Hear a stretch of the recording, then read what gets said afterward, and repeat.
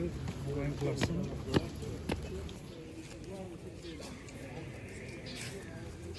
qiladigan bo'lsa, Alloh taolo musibatni ko'tarishligini va'da qilyapti. Va yana Alloh taolo kalom sharifda sabrga chaqiryapti. Boshimizga keladigan kunni bir tasavvur qilaylikki, saf-saf bo'lib Alloh taoloning huzurida qiyomat kuni turar ekanmiz. U o'z nafsiga o'zi zulm qilishligi nima?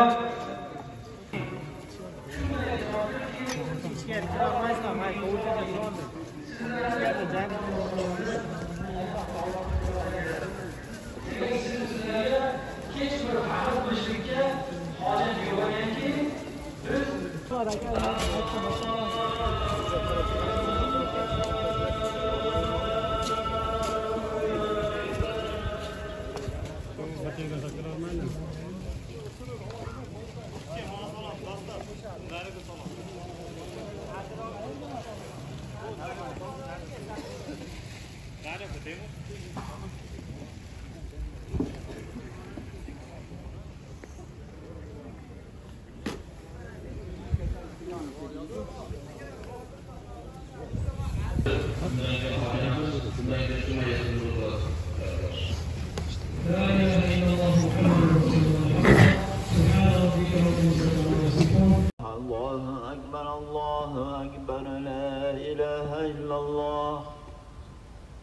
Allahu Akbar.